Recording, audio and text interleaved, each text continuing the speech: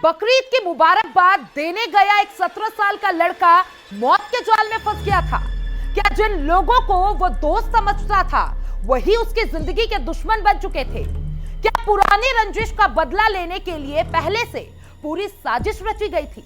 और क्या एक मां के सामने उसके बेटे से हमेशा के लिए जिंदगी छीन ली गई? गाजियाबाद के खोड़ा इलाके से सामने आई ये कहानी सिर्फ एक हत्या ही नहीं है, ये कहानी है भरोसे के टूटने की, दोस्ती के खून में बदले जाने की और एक ऐसे परिवार की जिसकी दुनिया कुछ ही मिनटों में उजड़ गई।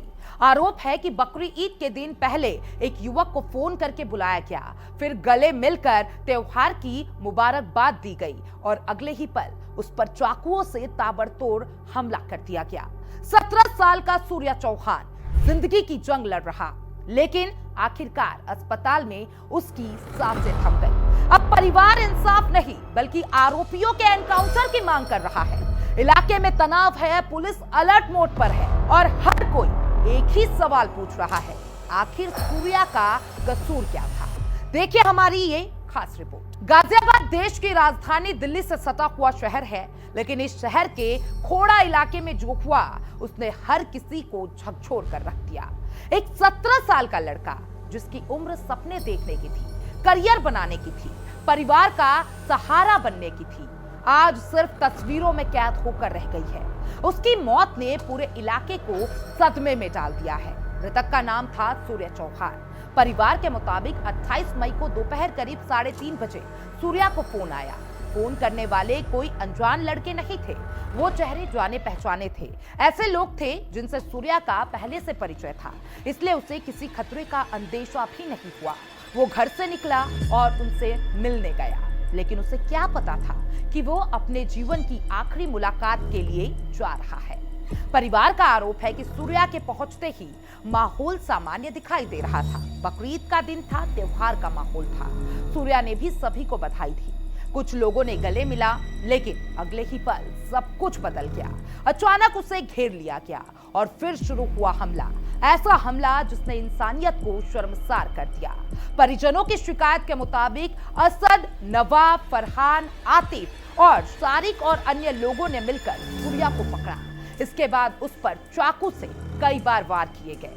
वार इतने तेज थे और लगातार थे कि सूर्या खुद को बचा नहीं सका। वो दर्द से तड़पता रहा, मदद की गुहार लगाता रहा, लेकिन हमलावरों का गुस्सा शांत नहीं हुआ। घटना के दौरान आसपास मौजूद लोगों में अफरा तफरी मच गई। चीख पुकार सुनकर सूर्या का भाई और मां मौके पर पहुंचे, लेकिन तब तक बहुत देर हो चुकी थी।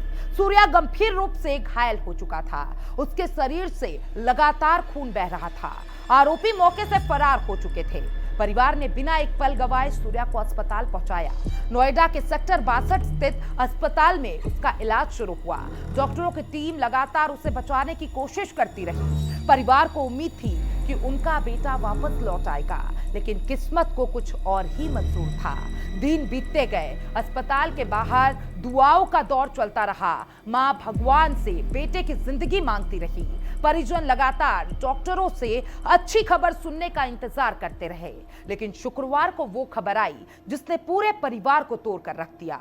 सूर्या की जिंदगी की जंग खत्म हो चुकी थी। जैसे ही मौत की खबर घर तक पहुंची, मां बदहवास हो गई।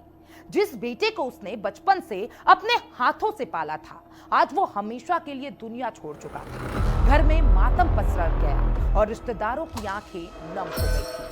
पूरा मोहल्ला शोक में डूब गया, लेकिन दुख जल्द ही गुस्से में बदल गया। सैकड़ों लोग सड़कों पर उतर आए। लोगों ने पुलिस प्रशासन के खिलाफ नारेबाजी शुरू कर दी।